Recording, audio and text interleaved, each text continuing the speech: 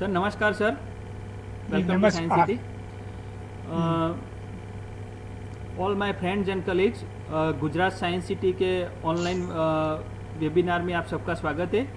Gujarat science city world space week का celebration कर रही है और 4 अक्टूबर से 10 अक्टूबर तक ये वर्ल्ड स्पेस वीक पूरा चलेगा। उसमें साइंस सिटी ने काफ़ी लाइव टॉक का अरेंज किया है।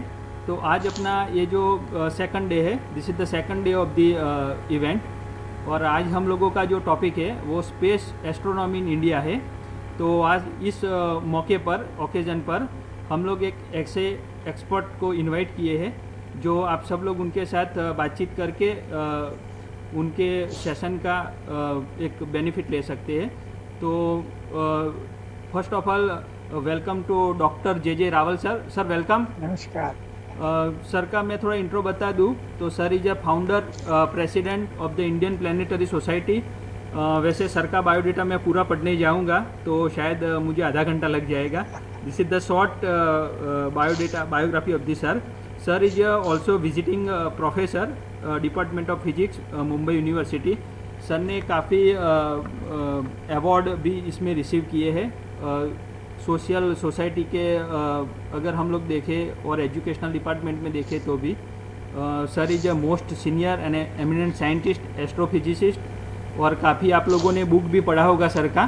तो सबको मालूम है आज हमारे साथ है सर। तो मैं सर को रिक्वेस्ट करूंगा स्पेस वीक के मौके पर हम सबको एक मौका है सर को सुनने का। तो sir please, Raval sir please request to sir for session sir. Okay, नमस्कार। नमस्कार। आदरणीय डॉक्टर साहू साहेब, એડવાઇઝર ગુજકોસ્ટ, આદરણીય પ્રજાપતિ સાહેબ, ગુજકોસ્ટના અધિકારી અને ગુજકોસ્ટના સર્વે અધિકારીઓ અને કોમ્યુનિટી સાયન્સ સેન્ટર જે બધા છે આપણા ગુજરાતમાં, એના અમારા મિત્રો, ભાઈઓ તથા બહેનો, આજે સ્પેસ વીક અંતર્ગત, વર્લ્ડ સ્પેસ વીક અંતર્ગત આજે આપણે એમ કે સ્પેસ એસ્ટ્રોનોમી ઇન ઇન્ડિયા વિશે વાત કરશું. તો આપણે જોઈએ કે ખગોળ વિજ્ઞાન it is the oldest science of the universe. અને બીજું કે ઇટ રેઝિસ ક્વેશ્ચન્સ અને એના જવાબો જ્ઞાન વિજ્ઞાનની બધી શાખાઓ અને એન્જિનિયરિંગની બધી શાખાઓ આપવા માટે કે પ્રયત્ન કરે છે.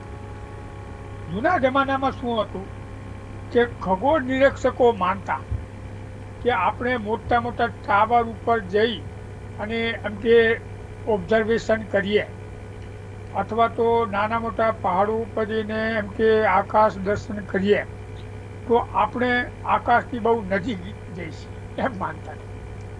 આમ તો એ ત્યારે ખબર નહોતી, પણ ઊંચે જઈને ઓબ્ઝર્વેશન કરવું સારું છે કેમ કે ત્યાં એર ટર્બ્યુલન્સ નથી હોતું, એર પોલ્યુશન નથી હોતું, એટલે ઓછું હોય છે અને એર એમ કે લાઇટ પોલ્યુશન બી ઓછું હોય, એટલે ઊંચી જગા પર અને પહાડો ઉપર બધી ઓબ્ઝર્વેટરીઓ છે. હવે આપણે જોઈએ કે ઉનાળાની અંદર લોકો છે ને એ એમ કે સમળીને ઉડતી જોતા આકાશમાં, તો એ લોકો એમ માનતા કે સમળી જો જરાક ઊંચે જશે ને તો આકાશને અડી જશે. પણ છે ને આકાશને અડવું એ છે ને એ એમ કે નામુમકિન છે. કેમ કે આપણે જોઈએ કે આકાશ એટલે બહુ જ એમ કે ડીપ છે અને આકાશનું એમ કે વ્યાસ અથવા તો અવર ઓબ્ઝર્વેશનલ યુનિવર્સનો ડાયામીટર 28 અબજ પ્રકાશ વર્ષ છે, 28 બિલિયન લાઇટ યર્સ. એટલે જો આને આપણે કિલોમીટરમાં કહેવું હોય તો 2,80,000 અબજ કિલોમીટર એ આપણા છે ને આપણા બ્રહ્માંડનું એમ કે વ્યાસ છે. એટલે આટલું બધું વિશાળ છે ને આપણું બ્રહ્માંડ છે અને એની અંદર આપણે ઓબ્ઝર્વેશન કરવાનું છે. તો આપણે જોઈએ કે આપણાથી સૂર્યનું કે અંતર 15 કરોડ કિલોમીટર છે અને આપણાથી નજીકનો તારો જે આલ્ફા સેન્ટોરી છે એને આપણે મિત્ર કહીએ છીએ, એ આપણાથી 45,000 બિલિયન કિલોમીટર દૂર છે. આપણી નજીકની એમ કે ગેલેક્સી છે એ છે ને એનું નામ છે એન્ડ્રોમેડા ગેલેક્સી. અને એન્ડ્રોમેડા ગેલેક્સી એ આપણાથી એમ કે 25 લાખ પ્રકાશ વર્ષ દૂર છે. એટલે કે જો એને આપણે કિલોમીટરમાં કેવું હોય તો 25 બિલિયન કિલોમીટર. આટલા બધા વિશાળ અંતરો કેવી રીતે માપવા, કયા આંકડાથી આ બધું માપવા? અને એ માટે આપણા આમ કે પ્રાચીન ભારતીય ઋષિમુનિઓ એ છે ને આખી નંબર સિસ્ટમ એમ કે પેદા કરી, શોધી, જેની અંદર 0, 1, 2, 9 એ બધા આંકડા, અને ડેસિમલ સિસ્ટમ એટલે કે 10⁻³ એમ કે 3, 10⁻53, 10⁻81, 10⁻141, આટલા બધા મોટા આંકડાની એ લોકોએ શોધ કરેલી. અને એ છે ને આપણને આ બ્રહ્માંડને સમજવા માટે કામ આવે. અને જો એ ન કરી હોત તો શું થાત કે આપણે બ્રહ્માંડને સમજી શક્યા ન હોત. આપણે આઈન્સ્ટાઈનને જોયું, આઈન્સ્ટાઈને શું કહેલું કે we owe a lot to the Indians who taught us how to count, without which no worthwhile scientific discovery have been made. તો આ પાયાનું કામ આપણા છે ને પૂર્વજોએ કરેલું, અને તો આપણે છે ને આ બ્રહ્માંડને સમજી શકા. એટલું જ નહીં, સૂક્ષ્મ બ્રહ્માંડને સમજવું હોય તો ન્યુક્લિયર ડિમેન્શન 10⁻⁻13 કે પ્લાન્ક લેન્થ 10⁻⁻34 મીટર કે પ્લાન્ક ટાઈમ કે 10⁻⁻44 સેકન્ડ. આ એમ કે સૂક્ષ્મ દુનિયાને સમજવું હોય તો પણ આપણી સિસ્ટમ જ કામ લાગે. એટલે આપણે બ્રહ્માંડને સમજવા ભારત છે ને પાયામાં છે. હવે આપણે જોયું કે આપણાથી સૂર્ય 15 કરોડ કિલોમીટર દૂર છે, તો માપવું કઈ રીતે? ખરેખર એમ કે કઈ મીટર સ્કેલ વાપરવી, કઈ ને ફૂટપટ્ટી વાપરવી, કઈ મેઝરિંગ ટેપ વાપરવી, તો એ પણ છે ને આમાં આપણા પ્રાચીન ભારતીય ઋષિ બૌદ્ધાયને આપેલી. આપણે બધા એમ માનીએ છીએ કે પાયથાગોરસનું થિયરમ આપણે બધાને ખબર છે, પણ પાયથાગોરસે એનું થિયરમ શોધ્યું એ પહેલા 200 વર્ષ પહેલા આપણા એમ કે બૌદ્ધાયન ઋષિએ એ પાયથાગોરસનું થિયરમ એ સાબિત કરેલું.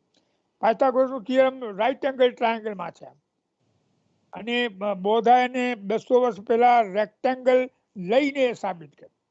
એટલે પાયથાગોરસે અડધો ભાગ રેક્ટેંગલનો ઉડાડી દીધો.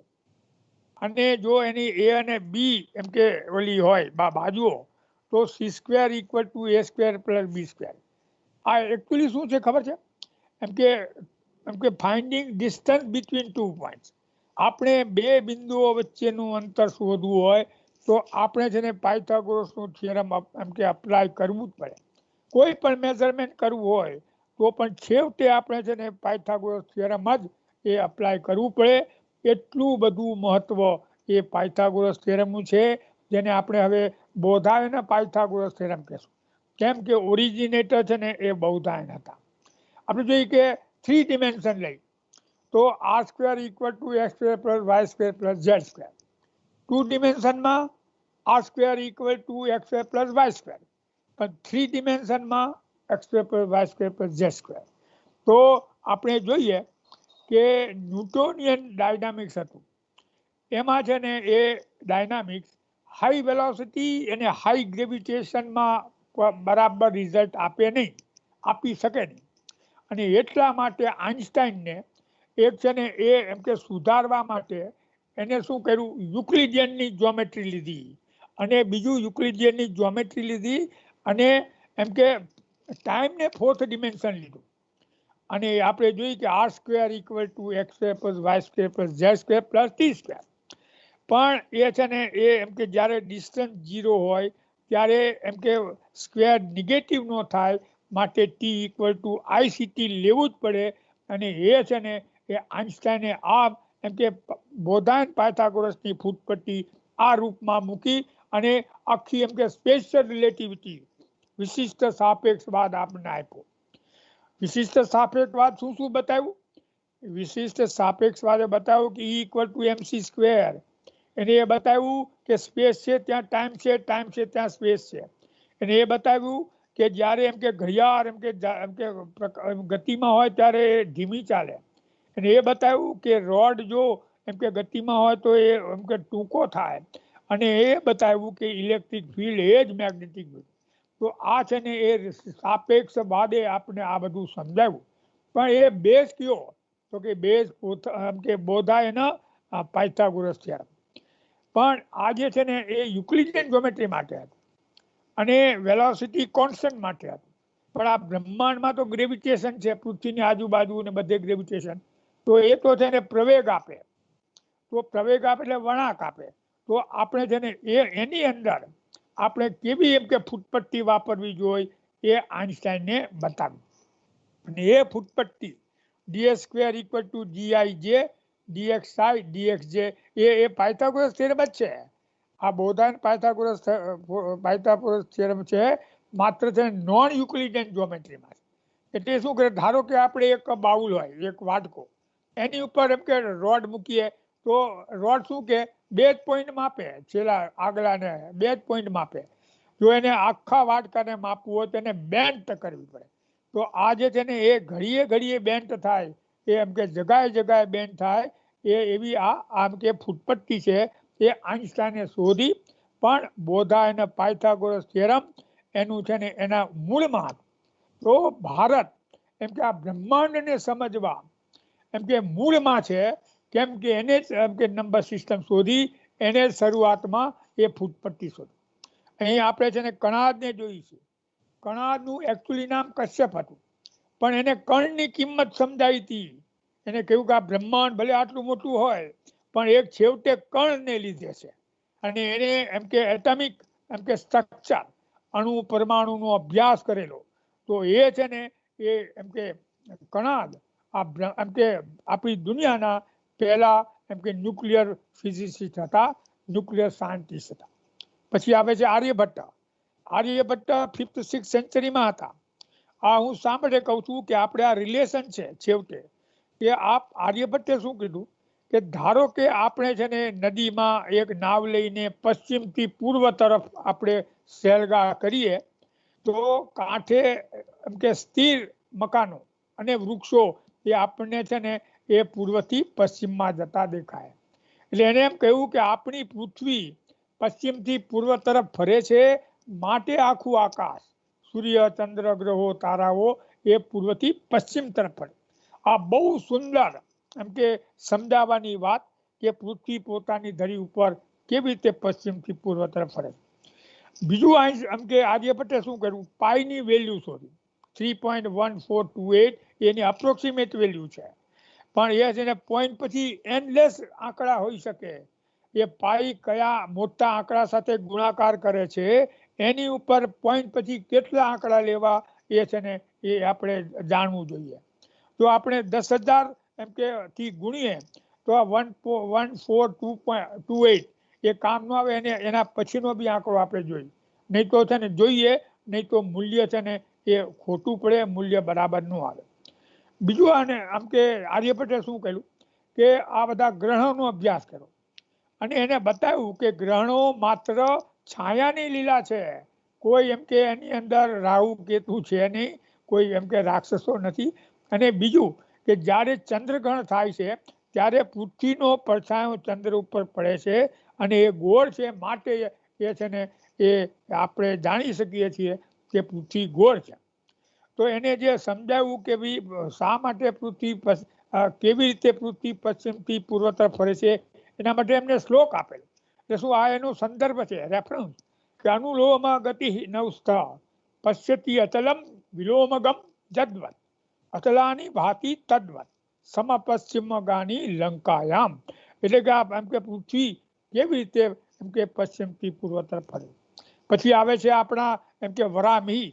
વરામિહિર એ છે ને એ ઉજ્જૈનના રાજ દરબારના એમ કે ખગોળ વિજ્ઞાની હતા. એ બહુ વિચક્ષણ હતા. એમને ખબર હતી કે પૃથ્વી પરાંચન ગતિ કરે છે, precessional motion of the axis of the earth, અને એને લીધે આ ધ્રુવ તારા છે ને એ ફરે છે ધ્રુવ તારો, એને લીધે આખી એમ કે આપણી રાશિ ચક્ર આખું છે ને એ પશ્ચિમ તરફ સરકે છે અને ઋતુઓ પાછી પડે. એટલે વરાહમિહિરે શું કરેલું કે 15 દિવસ છે ને મહિનો કુદાવ્યો. જેમ આપણે જોઈએ કે પહેલા છે ને પૂર્વ જમાનામાં એ મહિનો પૂનમ પછીની પડવેથી શરૂ થતો, એને છે ને અમાસ પછીની પડવેથી શરૂ કર્યો. પણ હજી બી યુપીમાં છે ને એ મહિનો એ પૂર્ણિમા પછીની ઓલાથી થાય છે, શરૂ થાય છે.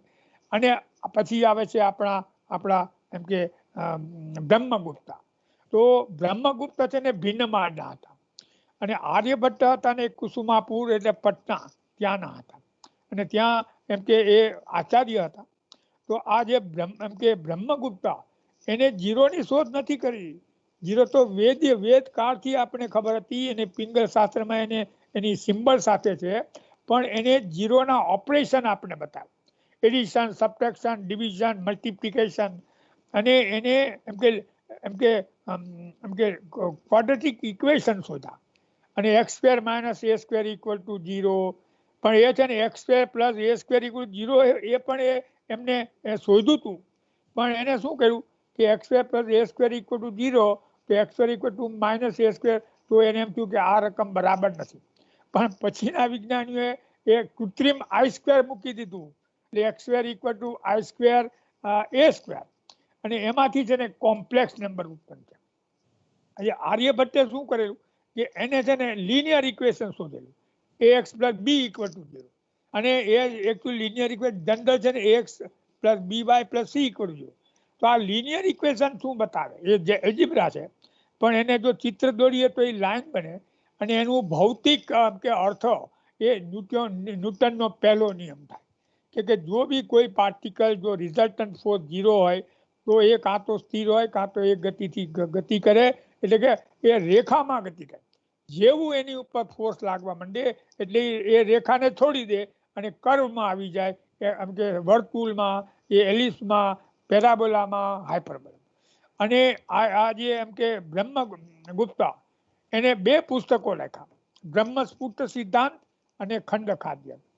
આર્યભટ્ટે બી 2 પુસ્તક લખેલા, આર્યભટ્ટીય અને આર્યભટ્ટ સિદ્ધાંત. અને આપણા વરાહમિહિરે પણ 2 પુસ્તકો લખેલા, એ બૃહદ સંહિતા અને પંચ સિદ્ધાંતિક. તો બૃહદ સંહિતામાં વરાહમિહિરે એમ કે આપણા પૂર્વજોએ નારદ, પરાશર, ગર્ગ એ લોકોએ જે ધૂમકેતુનો અભ્યાસ કર્યો હતો અને નવા ધૂમકેતુ શોધ્યા હતા એનું છે ને વિવરણ બહુ સરસ આપ્યું છે. તો આજે એમ કે આપણા બ્રહ્મગુપ્તના એમ કે બ્રહ્મસ્ફુટ સિદ્ધાંત અને એમ કે ખંડખાદ્યક એ 9મી સદીમાં એક કાંક નામનો ગણિત શાસ્ત્રી હતો. એ ભાઈ છે ને બગદાદ ગયા, બોલો એ જમાનામાં બગદાદ ગયા, ખલીફાને મળ્યા અને ખલીફાના જે ખગોળ વિજ્ઞાનીઓ હતા ને એ બધા એમ કે એની હારે ચર્ચા કરવામાં બેઠા અને ત્યારે એને છે ને આ બ્રહ્મગુપ્તના 2 પુસ્તકો આપ્યા. તો એ તો એવા રાજી થઈ ગયા, એટલું બધું જ્ઞાન એને છે ને એને અરબી ભાષામાં ભાષાંતર કર્યું, એનો ખૂબ પ્રચાર કર્યો અને એ પછી યુરોપમાં બી ખૂબ પ્રચાર.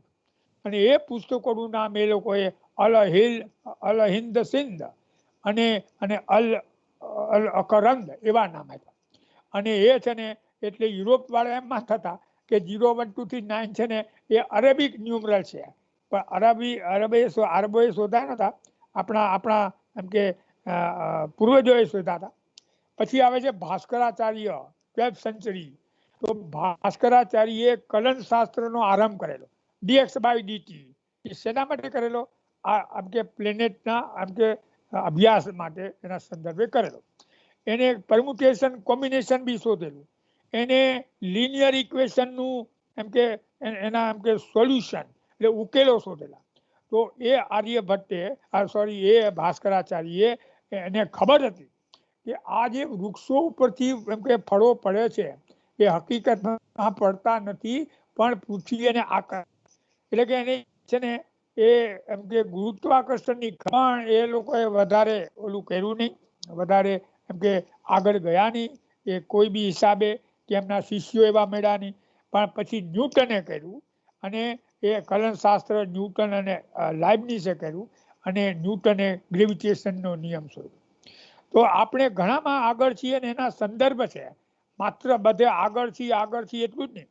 તમે આ શ્લોક જુઓ છો, આકૃષ્ટ શક્તિશ્ચ મહિતયા યત ખસ્તમ ગુરુમ સ્વાભિમુખમ આકૃષ્યતે તત્પતિવ ભાતી.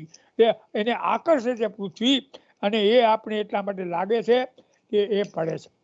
પછી આવે છે આપણા એમ કે રાજા સવાઈ જયસિંહ, આમેર અને જયપુરના રાજા, અને એ રાજા હોવા છતાં બી એ એમ કે ખગોળ વિજ્ઞાનમાં બહુ વિદ્વાન હતા.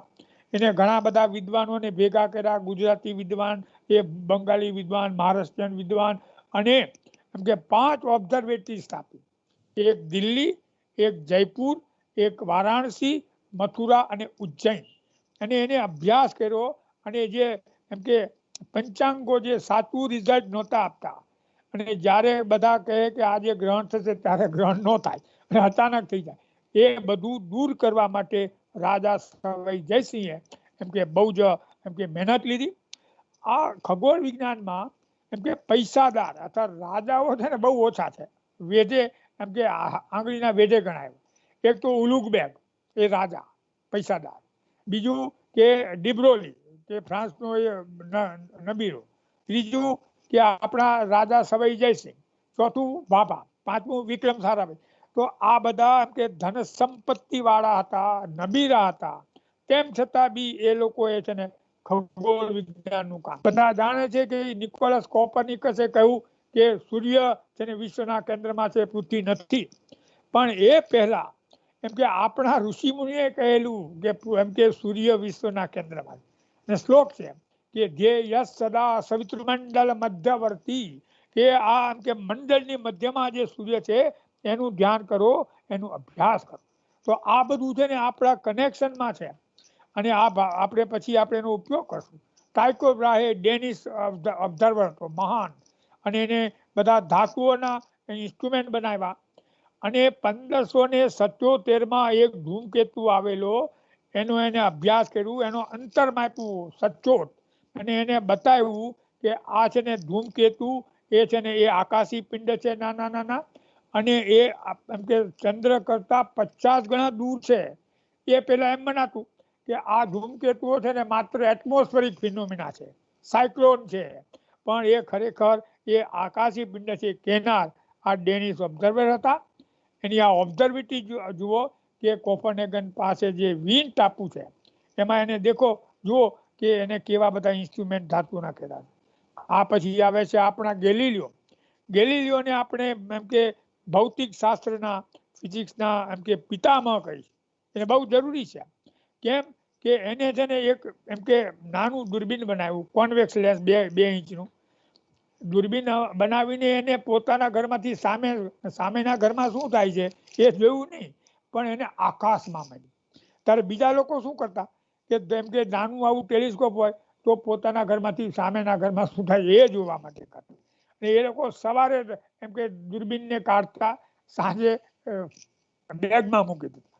તો આ ગેલિલિયોએ રાત્રે દૂરબીન બેગમાંથી કાઢ્યું અને સવારે મૂકી દીધું, અને એને ચંદ્રને જોયો, અને આશ્ચર્યચકિત થઈ ગયો, અને બોલી ઉઠ્યો કે અરે ચંદ્ર તો પૃથ્વી જેવો છે, ખાડા ટેકરા વાળો, જમીન જેવો. અને એ આઈડિયા છે ખગોળ વિજ્ઞાનીઓના મગજમાં ઘૂસી ગયો. એને થયું કે જો ચંદ્ર પૃથ્વી જેવો હોય તો આપણે એક દિવસ ચંદ્ર ઉપર ઉતરી શકશું, અને એ માટે છે ને ટ્રાય કરવાનું. તો આ છે ને આ એમ કે મૂળ પોઈન્ટ કે આપણે અંતરિક્ષમાં જવા માટેનો આપણે આઈડિયા મળ્યો. આજે ગેલિલિયોનો સાચું કહું, એને છે ને એ ચંદ્રનો અભ્યાસ કર્યો, શનિનો, ગુરુનો, એ વિનસનો, એટલે શુક્રનો, ઇવન ગેલેક્સીનો. પણ જ્યારે એને ગુરુનો અભ્યાસ કર્યો ત્યારે એને જોયું કે ગુરુની આજુબાજુ 4 ચંદ્રો છે, અને એને એ જાહેરાત કરી. તેમ છતાં બી એ એમ કે ગેલિલિયોની એમ કે બધી આ સિદ્ધિઓ કરતાં પણ મહાન સિદ્ધિ તો એ છે કે પૃથ્વીનું ગ્રેવિટેશનલ એક્સલરેશન, સ્મોલ જી, ગુરુત્વીય પ્રવેગ, એ છે ને બતાવું કે બધે સરખો છે. એટલે ગ્રેવિટેશનલ કે એક્સલરેશન ઇઝ કોન્સ્ટન્ટ. તેને કેવી રીતે બતાવું કે છે ને એ માત્ર એમ કે ઓલી એમ કે ઇન્ક્લાઇન પ્લેન લઈને, ઇન્ક્લાઇન પ્લેનનો આપણે ફોર્મ્યુલા ખબર છે ન્યૂટનની, હા, એને એમને શોધેલી. એમ કે ન્યૂટને પછી શોધેલી. S = UT + ½ AT². પણ ફ્રી ફોલ એટલે U0 એટલે S = ½ AT². તો S and T મપાય તો એ કોન્સ્ટન્ટ છે ને આપણે શોધી શકીએ ને એ જ ગ્રેવિટેશનલ કોન્સ્ટન્ટ. અને એ છે ને એને બધા કહે છે કે એને પ્રયોગ કર્યો એમ કે લીનિંગ ટાવર ઓફ પીઝાથી. પછી આવે છે જોહાનિસ કેપ્લર. એને ઇમ્પિરિકલી એટલે ઓબ્ઝર્વેશનથી આ બધા લોઝ ઓફ પ્લેનેટરી મોશન આપ્યા કે એમ કે બધા ગ્રહો ઇલિપ્ટિક ઓર્બિટમાં ફરે છે, aerial velocity constant, T² = R³. એ એને નિયમો આપ્યા પણ એ બધા ઇમ્પિરિકલી હતા. એની પાછળ શું ફિઝિક્સ છે ખબર નથી. પણ એ આપનાર આપણા ન્યૂટને આખું ડાયનામિક શોધ્યું. એને તો હીટમાં ને સાઉન્ડમાં ને ઓપ્ટિક્સમાં ને બધામાં રિસર્ચ કર્યું છે. ઓપ્ટિક્સમાં એને કહ્યું કે ભાઈ આ જે પ્રકાશ છે એ કોર્પસનો બનેલો છે અને રિફ્લેક્શન એને એમ કે સાબિત કર્યા. પણ ઇન્ટરફિયરન્સ અને ડિફ્રેક્શન એનાથી સાબિત થતું નથી. તો આ ન્યૂટન મહાન કે જેને ગ્રેવિટી વિશે ગ્રેવિટેશનલ લો આપ્યા અને લોઝ ઓફ મોશન બી આપ્યા. પણ તેમ છતાં બી ન્યૂટનને એ ખબર નહોતી કે લાઇટ વેલોસિટી ઇઝ ફાઇનાઇટ. એમ માનતો હતો કે લાઇટ વેલોસિટી ઇઝ ઇન્ફાઇનાઇટ, એટલે કે સૂર્યમાં જે બી થાય તરત જ તત્ક્ષણે આપણે ખબર પડે. પણ એવું નથી. એટલે છે ને એ ફાઇનાઇટ છે એને ખબર નહોતી. આપણે હવે જોઈએ કે એના પછી આવે છે હ્યુગન્સ, જેને આપણે એમ કે વેવ થિયરી ઓફ લાઇટ આપી અને એ સમકાલીન હતો ન્યૂટનનું. અને આ હ્યુગન્સે પ્રથમ છે ને એ એમ કે શનિને જોયો અને એનું ટેલિસ્કોપ મોટું હતું ગેલિલિયો કરતા અને વધારે પાવરફુલ હતું એટલે એ શનિના વલયો શોધી શકો. ને પછી આવે છે એડમંડ હેલી. એડમંડ હેલી ન્યૂટનનો ખાસ મિત્ર અને ન્યૂટને એમ કે પ્રિન્સિપિયા મેથેમેટિકા લખેલું એમ કે હાથથી. પણ એ છે ને છપાવી નહોતો શકતો કેમ કે એના આગળ પૈસા નહોતા. તો આ હેલી એને પૂરતા પ્રમાણમાં નાણાંની મદદ કરી અને પ્રિન્સિપિયાને એમ કે પ્રકાશમાં લાવ્યા. એ હેલી પોતે જ ખગોળ વિજ્ઞાની હતો અને હેલીના વખતમાં 1686માં એક ધૂમકેતુ આવેલો. તો એને અભ્યાસ કર્યો કોના આધારે? એ ન્યૂટનના ગ્રેવિટેશનના, ન્યૂટનના મોશનના નિયમો અને કેપ્લરના નિયમો. અને એ ઉપરથી એને કહ્યું કે ભાઈ આ જે ધૂમકેતુઓ છે એ they are just like planets. They are members of the solar system અને they have got close orbit. અને એ એમ કે ધૂમકેતુનું પીરિયડ 75-76 હશે એને શોધ્યું. એટલું જ નહીં, એને આગાહી કરી એના અભ્યાસ ઉપરથી કે હવે આ જ એમ કે ધૂમકેતુ 1758ની નાતાલમાં દર્શન દેશે. અને ખરેખર એ ધૂમકેતુ એમ કે એ 1758માં દેખાયો નાતાલમાં. પણ એમ કે અફસોસ કે હેલી પોતે જ જીવતા નહોતા. એ 1742માં ગુજરી ગયા. અહીંયા તમે જુઓ છો વિલિયમ હર્શલ અને એની બેન કેરોલાઇન હર્શલ. અને ત્યાર સુધી મેં મનાતું હર્શલના સમય સુધી 1781 સુધી કે સૂર્યમંડળમાં માત્ર શનિ સુધીના ગ્રહો છે, 6 ગ્રહો છે. પણ આ એમ કે વિલિયમ હર્શલે શનિ પછીનો ગ્રહ શોધ્યો અને એનું નામ છે ને યુરેનસ. યુરેનસ શોધ્યા પછી એની એમ કે બધો અભ્યાસ થયો તો જેસી એડમ્સ અને અર્બન લેવેરિયરે અને એને આગાહી કરી કે એનો આજે એમ કે યુરેનસ છે બરાબર ચાલતો નથી, ગરથોલિયા ખાય છે, આગો પાછો થાય છે. કેમ કે એના પછી પણ એક ગ્રહ છે. પણ કોઈએ બહુ સિરિયસ લીધું નહીં અને છેવટે બર્લિન ઓબ્ઝર્વેટરીમાં જ્હોન ગોટફ્રીડ ગાલે એને છે ને એ રાતે એને જ્યારે કાગળ મળ્યો લેવેરિયનનો કે આવો ગ્રહ હોય એ જ રાતે એના ગુરુ એન્કે ના કહેવાથી એને એમ કે ગ્રહ શોધવા પ્રયત્ન કર્યો અને એ જ છે ને એ નેપટ્યુન. તો એ યુરેનસ પછી નેપટ્યુન અને નેપટ્યુનને હવે વલાય છે. એ વલાય છે ને કોણે શોધ્યા? તો કે 1989માં વાયેજર 2 જ્યારે ગયું ત્યારે એને છે ને આ નેપચ્યુનના વલયો શોધ્યા. પણ એ પહેલા 1981માં એમ કે જે રાવલે એના રિસર્ચ પેપર લખીને એને સાબિત કરેલું કે નેપચ્યુનને વલયો હોય છે અને ખરેખર વાયેજર 2એ એને ઓબ્ઝર્વ કર્યા. આ તમે જુઓ છો ક્લાઇડ વિલિયમ ટોમ્બો એને છે ને એ પ્લુટો ગ્રહ શોધ્યો અને પ્લુટો ગ્રહને હવે એમ કે ડ્વાર્ફ પ્લેનેટ કહે છે. પણ ખરેખર ન્યૂ હોરાઇઝન નામનું યાન એ પ્લુટો પર 2 વર્ષ પહેલા ગયું, 4 વર્ષ પહેલા 16માં. એને બતાવ્યું કે પ્લુટોની દુનિયા બહુ જ વિશાળ છે, ભવ્ય છે, એને 5 તો ઉપગ્રહ છે.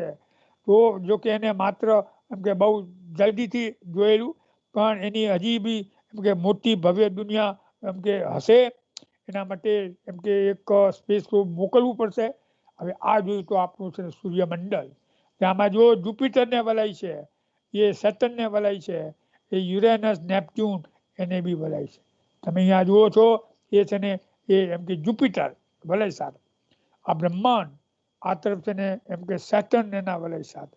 સેટર્નનું ચોથું વલય, આઉટર મોસ્ટ રિંગ ઓફ સેટર્ન, એ છે ને એ એમ કે પાયોનિયરે 1979માં શોધ્યું, પણ એની એમ કે પ્રેડિક્શન જેને જે રાવલે એમ કે 1978માં કરેલું. અને આપણે અહીંયા જોઈએ છીએ કે આ બધા પક્ષીઓ ઉડે છે, એટલે લોકોને એમ થઈ ગયું હતું કે ઉડવા માટે પાંખની જરૂર છે. અને આપણે એમ કે વિમાન હોય, પછી વિમાન તો પછી આવ્યા, કે એને બી પાંખો હોય છે. અને આપણા જે રોકેટો બી પછી આવ્યા, એ રોકેટોની પાંખ કઈ તો કે જરા બુસ્ટર લાગે ને એ બોટા વગાડી એની પાંખો છે. આ તમે અહીંયા જુઓ કે કસીની સ્પેસ પ્રોબ એટ સેટર્ન, કસીની યાન જ્યારે એમ કે હોયગન્સે શનિના વલય જોયા, પછી એમ કે ક્લાર્ક મેક્સવેલ મહાન એમ કે ખગોળ વિજ્ઞાની અને ફિઝિસિસ્ટ, એને બતાવ્યું કે ભાઈ આ જે એમ કે શનિના વલયો છે એ એમ કે સોલિડ નથી, પણ નાના મોટા ખડકોના બનાવેલા છે. પેલા માનતા કે સોલિડ છે. પછી એમ કે કસીની એનો અભ્યાસ કર્યો, બતાવ્યું કે ભાઈ આ જે વલયો છે એની વચ્ચે સ્પેસ એમ કે બહુ જ પ્રિસાઇઝ ગેપ છે, અને એ કાયમી ગેપ છે, અને એને આપણે કસીની ગેપ કહીશું. પછી કર્કવૃડે અભ્યાસ કર્યો, તે બતાવ્યું કે એક બીજી એવી જગ્યા ખાલી જગ્યા ગેપ છે, એને કર્કવુડ ગેપ કહીશ. એટલે આમાં 3 વલયો થયા. પણ જે રાવલે 1981માં અને પછીમાં બતાવ્યું કે સેટર્નને ચોથું વલય બી છે, આઉટર મોસ્ટ. અને જ્યારે કે પાયોનિયર એમ કે ગયું શનિ આગળ, ત્યારે છે ને એ શોધી કાઢ્યું. અહીંયા આપણે જોઈએ કે ઇકારસની પૌરાણિક કથા ગ્રીકની, એ ઇકારસ અને એના પિતાજી એને છે ને બહુ જ એમ કે આકાશમાં ઉડવું હતું, આ બધું જોઈને, પંખીઓને જોઈને. તો એને એમ કે ઘાસફૂસ અને પીછાઓની પાંખો બનાવી અને મીણથી એમ કે ચોંટાડી અને પહાડ ઉપરથી કૂદકોમાં તો ખરેખર ઉડવા લાગ્યા, કથા એવી છે. અને આ તો ગેલમાં આવી ગયો યંગ ઇકારસ, તો સૂર્ય તરફ ઊંચે એમ કે ઉડવા લાગ્યો. તેના પિતાજીએ કહ્યું કે અરે ભાઈ ઇકારસ તું ઉપર જામાં, કેમ કે એ છે ને ત્યાં સૂર્યની ગરમી છે, તારી મીણ પીગળી જશે, પાંખ પડી જશે તો મરી જશે. પણ એ માયનોની એની પાંખો પડી ગઈ અને પૃથ્વી ઉપર આવીને એનું મૃત્યુ થયું. તો ખગોળ વિજ્ઞાનમાં આ છે ને પહેલો વિક્ટિમ હતો, સ્પેસ વિક્ટિમ. અને પછી તો ઘણા બધા એમ કે અંતરિક્ષ વીરો એ એમ કે ઉડવા પ્રયત્ન કર્યો, અને બધા છે ને એ મૃત્યુને શરણ થયા. એટલે આ એમ કે અંતરિક્ષમાં જવું એટલે કોઈ ખાવાના ખેલ નથી, અગ્નિ સાથે રમત કરવાના જેવું છે. એટલું જ નહીં, ત્યાં પ્લેટફોર્મ તો છે નહીં. તો આપણે જોઈએ કે અહીંયા રાઇટ બ્રધર્સ છે, એમ કે પછી એ પ્રાઇમરી એરોપ્લેન બનાવ્યું, એમ કે 1908માં, એટલે 20મી સદીની શરૂઆતમાં એને ઉડાડ્યું. અને આ તમે જુઓ છો કે શિવકર બાપુજી તલપદે આપણા એમ કે મુંબઈના હતા, અને એને એમ કે ગિરગામની ચોપાટી ઉપર આ છે ને એ યાન એમ કે ઉડાડ્યું, એની આખી પુસ્તક છે. અને ત્યારે એમ કે જસ્ટિસ રાનડે અને મહારાજા સયાજીરાવ એમ કે ગાયકવાડ પણ પ્રેઝન્ટ હતા, એમ એ લોકો કહે છે. પછી તો રોબર્ટ એચ ગોડાર્ડે 1925માં 2-3 ફૂટના એ રોકેટો બનાવ્યા. અને એ છે ને એ રોકેટો એમ કે પેલોડ નહોતા લેતા, નાના હતા. અને એને જ્યારે પહેલું રોકેટ બનાવ્યું ત્યારે એને બધા જ પ્રેસવાળાને બોલાવ્યા, બધા પત્રકારો, અને એને ફિશિયારી મારી કે આ યાન એક દિવસ એને ચંદ્ર ઉપર ઉતરશે. અને જ્યારે એને ઇગ્નાઇટ કરવામાં આવ્યું ત્યારે 50 મીટર જઈને પડ્યું. તો બીજે દિવસે એમ કે પત્રકારોએ શું લખ્યું કે ગોડાર્ડનું યાન ચંદ્ર ઉપર ગયું, પણ થોડુંક જ છેટું રહી ગયું. કેટલું? 3,84,000 કિલોમીટર, એટલે distance between earth and the moon. પણ એ હિંમત હાર્યો નહીં, એને બીજા વર્ષે રિયલી છે ને બીજું એમ કે રોકેટ ઉડાડ્યું. અને આજ સુધીમાં બધા જ રોકેટો છે ને ગોડાર્ડ રોકેટો છે. અને ગોડાર્ડ એમ કે રોકેટો પેલોડ નહોતા લઈ જતા. વર્નર ફોન બ્રાઉને એ મોટા તોતિંગ એમ કે ઓલા બનાવ્યા બધા એમ કે રોકેટો, અને એનો સેકન્ડ વર્લ્ડ વોરમાં ઉપયોગ થયો. એ જોઈને અમેરિકા અને રશિયાની લાલચથી કે અરે આ તો બહુ ઉપયોગી છે, લડાઈમાં તો છે પણ અંતરિક્ષમાં બી જવાય, એટલે આ વર્નર ફોન બ્રાઉનને બધાને લઈ ગયા. એ ઘણા થોડાક છે ને રશિયા ગયા, થોડાક અમેરિકા, અને પછી એ લોકોએ ત્યાં સ્પેસ યુગ શરૂ કર્યું. હવે આ જે વર્નર ફોન બ્રાઉનની મારે કથામાં નથી જવું કે how to count down, what is count down, શા માટે કાઉન્ટ ડાઉન શરૂ કર્યું ભાઈ, એ છે ને એની કથા છે, એ આપણે ડિટેલમાં નહીં જઈ. અને પછી આ સ્પુટનિક 4 ઓક્ટોબર 1957માં પહેલા આવેલો આકાશમાં ગયો, તો છે ને બધા દંગ થઈ ગયા, આખી દુનિયા. અમે બી એને નાના હતા હાવ, અને ત્યારે જોયેલું 90 મિનિટે ચક્કર મારતો હતો. અને અમેરિકા તો છોભેલું પડી ગયું. અમેરિકાથી કરે આ રશિયાવાળા એમ કે Soviet Union the then Soviet Union બાજી મારી. એટલે એ લોકોએ છે ને એ ડોલરની એમ કે કોથળી ખુલ્લી મૂકી દીધી અને નાસાની સ્થાપના કરી. અને પછી તો વળી પાછું એમ કે આ રશિયાવાળાએ જે લાયકાને આકાશમાં મોકલી, પછી યુરી ગાગારીને મોકલ્યા, પછી છે ને એ વેલેન્ટિના તેરેસ્કોવાને મોકલ્યા. એટલે છે ને એ બધાને તો અમેરિકા પણ હવે હરીફાઈમાં ખૂબ જોરથી કામ કરવા માંડ્યું. અને આપણે જે કે પ્લેનેટ ઉપર કે અંતરિક્ષમાં જવું હોય કે આપણે આ બધા શા માટે કરી છીએ, ઘણા બધા આપણે એનો ઉપયોગ આપણે પછી ડિસ્કસ કરશું. પણ એ છે ને એમાં એ ગ્રહ ઉપર જવું હોય તો કેટલી બધી જાણવું પડે, એના શેપ જાણવા પડે, એના છે ને સાઇઝ જાણવી પડે, rotation period, revolution period, duration of the year, the aphelion time, perihelion time, inclination, their weights, their atmosphere, their surfaces, their number of satellites, their ring. કેટલું બધું જાણવું પડે તો ઉતરાય, નહીં તો છે ને એ ભટકાઈ જાય અને બધું છે ને તૂટી જાય. અહીંયા તમે જુઓ છો કે લાઇકા, અહીંયા ગાગારીન, ટેલિસ્કોપ નીલ આર્મસ્ટ્રોંગ 1969, અને અહીંયા છે ને એ આપણું એમ કે લુના, આ તરફ છે ને અપોલો, આ તરફ છે ને વાઇકિંગ ઉતર્યું ને એની બી બહુ કથા, બહુ સુંદર, કે વાઇકિંગ તેને આમ કે કેટલા વર્ષની મહેનત, કરોડો રૂપિયા, કરોડો ડોલર ખર્ચા.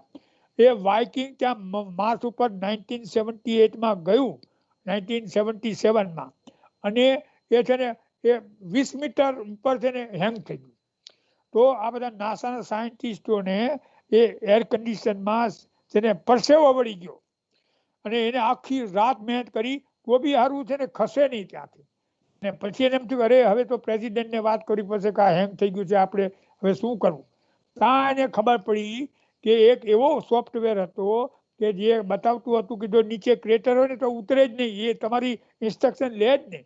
અને જેવું ને તો નીચે ક્રેટર હતો, થોડા દૂર લઈ ગયા એટલે સડાટ એ છે ને નીચે ઉતરું. અને એને તપાસ કરી કે ત્યાં જીવન છે કે નહીં, તો એને બતાવ્યું કે માર્સ ઉપર જીવન નથી. પણ ખગોળ વિજ્ઞાનીઓ એમ કે માને, એને કીધું કે અરે હોવું જ જોઈએ, આપણે એમ માની નહીં લેવાનું. અને આગળ બધા એમ કે પ્રયોગો થયા, અને આપણે આ જોઈએ તો એમ કે ગેલિલિયો, આ ગેલિલિયન સેટેલાઇટ, આ તરફ હબલ સ્પેસ ટેલિસ્કોપ એ જબરજસ્ત કામ કર્યું છે. અને આ બધા એમ કે એક્સપ્લોઝન, સુપરનોવા એક્સપ્લોઝન, પછી એમ કે પ્લુટોના ઉપગ્રહો નાના શોધવા, નાના શનિના ઉપગ્રહો શોધવા, અને સ્પેસ આ ગેલિલિયો સ્પેસસ્કોપ સૂર્ય વિશે, ગુરુ વિશે વાત કરી, અને એને શોધી કાઢ્યું કે યુરોપા ઉપર એમ કે અંડરનીથ ધ લેન્ડ ત્યાં છે ને પાણી હશે. ને પછી અત્યારે આ ઇન્ટરનેશનલ સ્પેસ સ્ટેશન છે, ને આ જે છે ને એ આમ કે પાથ ફાઇન્ડર એ છે ને ઉતરે છે મંગળ ઉપર. તો વાઇકિંગ પછી જેટલા બી યાનો રશિયાના કે અમેરિકાના કે એના કોઈ પણ છે ને મંગળ ઉપર ઉતરી નહીં શક્યા. એટલે એમ કે બધા નાસાના સાયન્ટિસ્ટોએ કેટલા બધા અરબો ડોલર ખર્ચ્યા, પણ કોઈ સફળતા મળી નહીં. એટલે એમ કે નાસાને અમેરિકન ગવર્મેન્ટ બી પૈસા આપવાની ના પાડી દીધી. તો એને જે ફૂરજા હતા ને, જે આટલા બધા યાનો એમાંથી એક યાન બનાવ્યું નાનું, એનું નામ path finder, Mars path finder, કે પાથ શોધવાનો હતો. જોકે એ હતાશ હતા, એને એમ હતું કે ઉતરશે નહીં, એને સીધું ફેંકવું, કોઈ બીજી વાત નહીં, સીધું, અને કુદરતની કે બરાબર હેમખેમ ઉતરું, અને એને જે એમ કે સંશોધન કર્યું એના રોવરથી. રોવરનું નામ સોજર્નર હતું. સોજર્નર મીન્સ એમ કે એક બાઈ હતી, અને એ એમ કે જાણવા માટે, જ્ઞાન માટે બ્રહ્માંડમાં અથવા દુનિયામાં ફરતી હતી. તો આ બ્રહ્માંડ માટે એનું નામ સોજર્નર રાખે. અને ત્યારથી મંગળ એક્સપ્લોરેશન માં છે ને એ શરૂ થઈ ગયું, અને એ ઘણા બધા પછી યાનો ત્યાં ગયા, અને મંગળની ઘણી ખરી આપણે જમીનને આપણે ખબર છે. હવે આવે છે હીરોઝ ઓફ ઇન્ડિયન સ્પેસ એજ. આપણે જોઈએ કે અહીંયા છે ને એ વિક્રમ સારાભાઈ, જેના સપના, અને એને છે ને એ કેરળના એક કાંઠે એમ કે પહેલા આવેલું છે ને એ રોકેટ એમ કે જાય એવી મહત્વાકાંક્ષા હતી, અને મોકલેલું બી. અહીંયા તમે જુઓ છો તો સતીશ ધવન, યુઆર રાવના વખતમાં થોડી નિષ્ફળતા મળી, પણ એ પાયો હતો, અને છેવટે એને પાયો નાખ્યો એમ કે રોકેટોનો. અને આ MGK મેનન, જ્યારે વિક્રમભાઈનું મૃત્યુ થયું તો થોડો સમય MGK મેનન સાહેબ એમ કે ચેરમેન હતા. પછી આપણા યશપાલ ચેરમેન નહોતા, પણ છે ને એને જે SSC નો પહેલા ડિરેક્ટર હતા, સ્પેસ એપ્લિકેશન સેન્ટર જોધપુર ટેકરા અમદાવાદમાં. અને આ પાછા કે કસ્તુરીરંગન, આ તરફ છે ને અબ્દુલ કલામ સાથે આમ કે આપણા આમ કે પ્રાઇમ મિનિસ્ટર માધવન નાયર, રાધાકૃષ્ણન, આ તરફ કિરણ કુમાર, કે જે બહુ જ અમદાવાદમાં રહ્યા છે, અને હજી એમને અમદાવાદ પ્રિય છે. અને આ કેસ અહીંયા જુઓ છો તો હાસ્યાસ્પદ આપણી એમ કે આપણો જે અંતરિક્ષ યુગ શરૂ થયો એમ કે ઇન્ડિયામાં, એમાં છે ને એ અબ્દુલ કલામ જેવા અને બીજા વિજ્ઞાનીઓ સાયકલ ઉપર છે ને એ એમ કે રોકેટ લઈને જતા હતા, અને ગાડામાં રોકેટ લઈને જતા હતા. અને આજે તમે જુઓ છો કે એને કેટલી ઊંચી હાઈટ કે ઓલી કરી છે, કે નાસા પણ એની હારે કોલેબોરેશન કરવા ઈચ્છે છે. આજે એમ કે હોમાન ઓર્બિટ, એટલે કે એમ કે આજે એમ કે ઉપગ્રહ કે સેટેલાઇટ જ્યારે નીચે આવે ત્યારે એને એમ કે વેલોસિટી આપે, એટલે એની મોટી એમ કે ઓલી થઈ જાય એમ કે એની ઓર્બિટ, પછી ઉપર જાય વળી પાછી એને ઓલી આપે વેલોસિટી બૂસ્ટરથી, એટલે વધારે મોટી થઈ જાય. ને આ રીતે છે ને એ ઓમાન ઓર્બિટ દ્વારા અંતરિક્ષમાં જાય છે. આ ઇનસેટ ઇન્ડિયન નેશનલ સેટેલાઇટ ઘણું બધું કામ કર્યું છે ટેલિકોમ્યુનિકેશનનું. આ રિમોટ સેન્સિંગ સેટેલાઇટ, કે દુનિયામાં રિમોટ સેન્સિંગ સેટેલાઇટ માટે ઇન્ડિયા પ્રખ્યાત છે. ઇવન એ નાસા છે ને એના જ્યારે ફોટા લેવાના હોય અમેરિકાના, તો એ ઇન્ડિયન રિમોટ સેન્સિંગ સેટેલાઇટના અને કોન્ટ્રાક્ટ આપે. આ તરફ જોઈએ તો એસ્ટ્રોસેટ, કે જે એમ કે ખગોળ વિજ્ઞાનનો અભ્યાસ કરવા જોઈએ. અને હવે છે ને આદિત્ય નામનું એમ કે એક યાન આપણું ઇસરોનું ભવિષ્યમાં લાગ્રાન્જિયન પોઈન્ટ ઉપર એ સૂર્યનું ઓબ્ઝર્વેશન કરશે, અને સૂર્યના બધા જે એમ કે સિક્રેટ છે એ જાણવા પ્રયત્ન કરશે. સૂર્ય બહુ ઇમ્પોર્ટન્ટ છે આપણા માટે, કેમ કે ભવિષ્યમાં કોયલો અને પેટ્રોલ ને બધું ખતમ થશે, ત્યારે only sun can come to our rescue.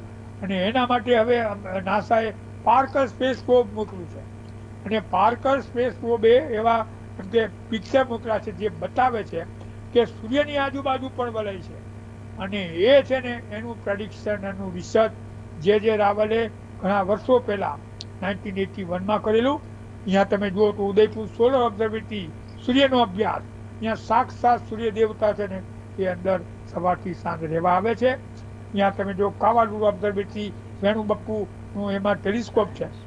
આ કોડાઈ કેનાલ ઓબ્ઝર્વેટરી, કેલી ઓબ્ઝર્વેટરી, પછી અહીંયા ગુરુ શિખર ઓબ્ઝર્વેટરી આપણી અમદાવાદની PRLની, ત્યાં ઇન્ફ્રારેડમાં બધો અભ્યાસ થાય. આ તમે જુઓ તો લેહ લડાખની ઓબ્ઝર્વેટરી કેટલું સુંદર. અને આ જપાન રંગાપુર ઓબ્ઝર્વેટરી ઓસ્માનિયા યુનિવર્સિટીની હૈદરાબાદ આગળ છે. અને જ્યારે 1980માં જ્યારે ખગ્રાસ સૂર્યગ્રહણ થયેલું, ત્યારે અમે લોકો અહીંયા જઈને સૂર્યનું ખગ્રાસ ગ્રહણનો અભ્યાસ કરેલો. અહીંયા તમે જુઓ પેરાબોલિક રેડિયો ટેલિસ્કોપ, જે પહેલું આપણું રેડિયો ટેલિસ્કોપ, અને આ જે છે ને એ અત્યારનું મોટું મિલીમીટર વેવ કે રેડિયો ટેલિસ્કોપ, જે દુનિયાનું મોટામાં મોટું હતું, ને હજી બી એમ કે મોટું બીજા નંબરનું થયું છે. અને એ કરનાર આપણા પ્રોફેસર ગોવિંદ સ્વરૂપ. અને હમણાં તાજેતરમાં જે નિર્માણ પામ્યા, આ તમે જુઓ તો CV રામન, એને ઇન્ડિયન ઇન્સ્ટિટ્યૂટ ઓફ સાયન્સના પહેલા ડિરેક્ટર, પછી રામન રિસર્ચ ઇન્સ્ટિટ્યૂટ સ્થાપી, કે જેને આ બધા એમ કે હવે ભારતને કોણ મજબૂત બનાવ્યું, ભારતને કોણ એમ કે સ્પેસમાં રહી ગયું, કોણ ખગોળ વિજ્ઞાનમાં રહી ગયું, આ ભાભા જે હોમી ભાભા, એને એક જ ભાભાએ આખા હિન્દુસ્તાનને સુરક્ષા કવચ પહેરાવી દીધું એટમિક એનર્જીથી, કે કોઈની તાકાત નથી કે એની ઉપર બોમ્બ ફેંકે.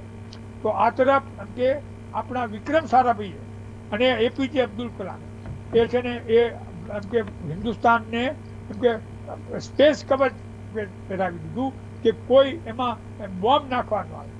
એન્ટી સેટેલાઇટ એમ કે એન્ટી મિસાઇલ સેટેલાઇટ આજે એમ કે ઈસરોએ બનાવ્યા છે કે કોઈ પણ એની જાસૂસી પણ કરી શકે. આ તમે જુઓ તો Indian institute of astrophysics A professor Venu બાપુએ એમાં ઘણું બધું કામ કર્યું, આખી એમ કે યુવાનોને તૈયાર. આ તરફ પ્રોફેસર જેવી નાલીકર આયુકાની સ્થાપના કરી અને આજે આયુકાનું નામ થઈ ગયું છે. અને આપણે જોઈએ કે આ છે સત્યેન્દ્રનાથ બોઝ કે જેને બોઝ ક્વોન્ટમ સ્ટેટિસ્ટિક્સ શોધી ને આ એના નામે ઇન્સ્ટિટ્યૂટ છે. આ તરફ મેઘનાથ શાહના નામે ઇન્સ્ટિટ્યૂટ છે.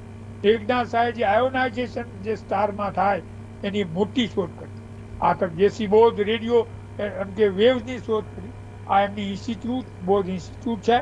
અહીંયા તમે જુઓ તો institute of physics Bhubaneswar professor V S Ramamurthy. આ તરફ એમ કે પ્રોફેસર રાજા રમન્ના કે જેને એમ કે બહુ જબરજસ્ત એમ કે એટમિક એનર્જીમાં કામ કર્યું, એના નામે છે ને એ એમ કે ઇન્દોરની અંદર રાજા રમન્ના ઇન્સ્ટિટ્યૂટ ઓફ એડવાન્સ ટેકનોલોજીનું છે. અને અહીંયા આપણા યુવાનો તૈયાર થાય.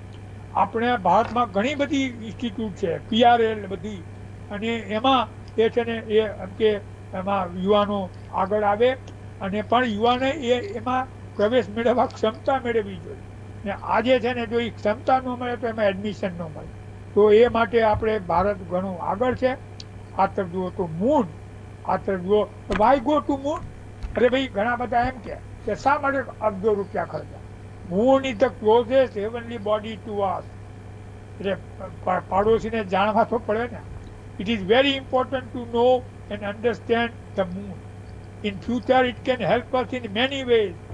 There is no atmosphere, so a telescope can see very deep into the universe. It is absolutely necessary that we land on the moon. કેમ કે અંતરિક્ષમાં જવા પહેલા આપણી કેપેસિટી માપવા આપણે ચંદ્ર ઉપર તો ઉતરવું જ પડે. If we want to explore the space in the beginning, it is absolutely necessary that we should land on moon. And the sun, the moon and the earth, એ છે એક યુનિટ છે. અને એમાંથી એકને પ્રોબ્લેમ થાય તો બધાને પ્રોબ્લેમ થાય. આપણે અહીંયા જોઈએ કે એમ કે to know and understand primordial condition of the earth, એ છે ને મૂન આપણે ક્લુ આપી શકે. અને ભૂતકાળમાં એ બહુ નજીક હતો એટલે મોટી એમ કે ટાઇલ્સ એ છે ને કરતો એમ કે પૃથ્વી ઉપર, અને અડધા આકાશને ભરી દે. અને મૂને પૃથ્વી પર જીવન એમ કે જે આવ્યું છે એમાં પણ કન્ટ્રીબ્યુશન કર્યું. તો આ રીતે મૂન, એટલે શા માટે આપણે મૂન ઉપર જવું જોઈએ એ વાત છે. અને આપણે જોઈએ કે ચંદ્રાયન-1 એને છે ને એ મૂન ઉપર પાણીના રેણુઓ શોધ્યા અને હિલિયમ વાયુ શોધ્યો. હવે જે ચંદ્રયાન હવે જવાના છે, બીજું ગયું હતું, ઓર્બિટર ફરે છે, તો એ જે છે ને એ એમ કે દક્ષિણ ધ્રુવ ઉપર ઉતરવાનું હતું અને ઉતરશે હવે. તો શા માટે કે દક્ષિણ ધ્રુવ છે ને એ પડછાયામાં છે, કે ત્યાં પાણી હોવાની શક્યતા વધારે છે. તો આ જે ચંદ્રયાન-1 કે જે સક્સેસફુલી ઇસરોએ એની ઉપર એમ કે ચંદ્રની પરિક્રમા કરવા માટે મોકલ્યું, ઘણા એક્સપેરિમેન્ટ કર્યા અને કેટલા લાંબા સમય સુધી એને ત્યાં કાઢ્યા. આ તરફ માર્સ ઓર્બિટર મિશન, મંગળ ઉપર પહેલા જ પ્રયત્ને એબ્સોલ્યુટલી પરફેક્ટ મેનરમાં એ છે ને એ માર્સ ઓર્બિટર મિશને એની પરિક્રમા કરી. અને હવે તો ભવિષ્યમાં એ ઉતરશે બી ખરું, ચંદ્ર ઉપર બી ઉતરશે, ઈસરો યાન ઉતારશે. એટલે જે ગગનયાનમાં એ પૃથ્વીની પરિક્રમા કરાવશે. ગગનયાનની તૈયારી થઈ ગઈ છે અને આ ચંદ્રયાન સેકન્ડ. આપણે જોઈએ કે uses of space age now, last slide છે. Telecommunication, tele education, telemedicine, teleconference, mobile satellite services, radio networking, village resource centre, satellite navigation programme, agriculture crops inventory, water resource information system, ground water prospect, ground minerals, oil, gas etcetera prospect, forest working plan, biodiversity અને coral mapping, potential fishing zone અને ocean stage forecast, urban and rural development, inventory and monitoring of glacier lakes and water bodies, location-based services using NAVIC, constellation, disaster management support કે cyclone, flood, landslide અને આમ કે agriculture drought અને forest fire, earthquake, extreme weather monitoring, આ બધા માટે એમ કે space એજની બહુ જરૂર છે અને સ્પેસ એજ અથવા સ્પેસ એની કામધેનુ છે કે જે જોતું એ આપણને આપી શકે પણ આપણે લેતા બીજું કે આ જે સ્પેસ છે એ પોતે જ એનર્જી છે, it's a bubble of energy. એટલે ભવિષ્યમાં એમ કે અંતરિક્ષમાંથી જે એ ઉર્જા પણ મળી શકે. એટલે આપણે જોઈએ કે હું અહીંયા એક કે ડૉક્ટર એચ.જે. ભાભાનું સ્ટેટમેન્ટ આપું છું, power is as much expensive as no power. એટલે કે જ્યારે ભાભાને પૂછવામાં આવ્યું કે તમને આ કરોડો અબજો રૂપિયા ખર્ચો છો આ એટમિક એનર્જી કમિશન ઓલું કરવા, તો એ શા માટે ખર્ચો? તો એને કીધું આજે નહીં ખર્ચીએ અબજો રૂપિયા તો છે ને ઉપર જ્યારે બોમ્બ પડશે ને ત્યારે હજારો અબજ રૂપિયાનું આપણે મેન અને મટીરિયલનું નુકસાન થશે. માટે આપણે સજ્જ થવું જરૂરી છે. Thank you very much and thank you for your patient hearing. જી સર. વેરી જી સર. સર, સર્વપ્રથમ તો આપના સંશોધન માટે ખૂબ ખૂબ અભિનંદન અને ખૂબ ખૂબ શુભેચ્છાઓ સર. આજે ખૂબ આનંદ થયો સર આપની સાથે વાતચીત કરી. સર, સોશિયલ મીડિયા ઉપરથી આપણે તો ઘણા બધા પ્રશ્નો રિસીવ કર્યા છે, પણ એમાંથી જે મોસ્ટ ઇમ્પોર્ટન્ટ અને વધારે પૂછાયેલા પ્રશ્નો આપણે લઈશું સર. એની અંદર સર એક પ્રશ્ન એવો છે કે ચંદ્ર પર માનવ વસવાટ શક્ય છે સર? શક્ય છે, કેમ કે એમાં વાયુમંડળ નથી પણ ત્યાં સ્પેસ કોલોની સ્થાપી શકાય. એટલે જે આપણે જોઈએ કે આપણે વિમાનની અંદર આપણે ક્લોઝ કેબિનમાં જઈએ છીએ અને આપણા બધા જે એર કન્ડિશન બંગલાઓ અને એર કન્ડિશન ઓફિસો છે બંધ હોય, તો એ રીતે ત્યાં ક્લોઝ કે કોલોની સ્થપાશે અને ઘણા બધા ફાયદા મેં બહુ વર્ણવ્યા નથી કે કેટલાય ફાયદા ચંદ્ર ઉપર જો આપણે જઈએ ને તો થાય. જી સર. જી સર. સર, બીજો એક પ્રશ્ન એક વિદ્યાર્થી દ્વારા પૂછવામાં આવ્યો છે, ખરેખર ઇન્ટરેસ્ટિંગ પ્રશ્ન છે સર. સર, શું અવકાશની અંદર એલિયનોનું ખરેખર અસ્તિત્વ છે ખરું?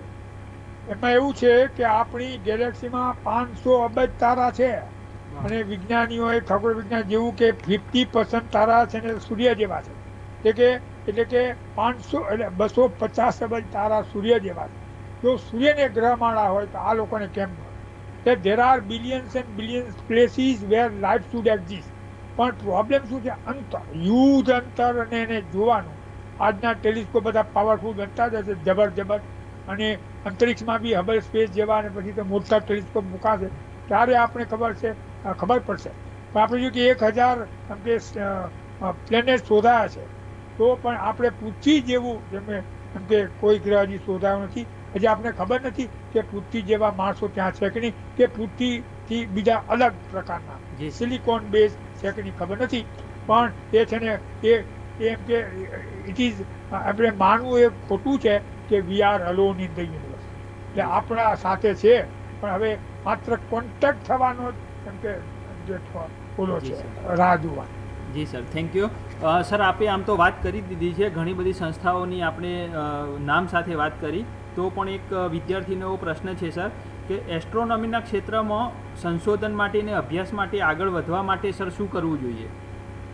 વાત એમ છે કે એસ્ટ્રોનોમી મીન્સ ફિઝિક્સ અને મેથેમેટિક્સ. જી સર. એટલે એ પાવરફુલ હોવા જોઈએ. અને બીજું કે આપણી સરકારે છે ને એ આ એસ્ટ્રોનોમીને અને આ બધા જે બધા વિષયોને સૂર્ય, ચંદ્ર અને ગ્રહો એ બધાને છે ને આપણા કોર્સમાં નાખવા છે 8મી ધોરણથી. અને એમને એમ કે ટ્રેન કરવા દે કે આ બધા એમ કે કોઓર્ડિનેટ શું છે, આ આકાશના તારાઓ શું છે, આ કોન્સ્ટલેશન શું છે, આ અધિક મહિનો શું છે, આ અધિક મહિનો ચાલે છે એ શા માટે, આ તિથિઓ છે ને શા માટે એમ કે વધઘટ થાય છે, એ બધું. અને આપણે લોકલ ટાઈમ એટલે શું, સ્ટાન્ડર્ડ ટાઈમ એટલે શું, અને આ બધું એમ કે એ બધું જાણવાની બેઝિક બધું જાણવાની જરૂર છે. અને કેવી રીતે આ બધા અંતરો મપાય છે, કેવી રીતે બધાના વેટ, કે પૃથ્વીનું વેટ 6000 બિલિયન ટન છે, કેવી રીતે માપ, કે સૂર્યનું વજન આટલું છે, આટલું. તો એ બધું છે ને એ બેઝિક કોર્સ કરાવવાની જરૂર છે, ધીરે ધીરે આત્મિકી અને તૈયાર કરવાની જરૂર છે.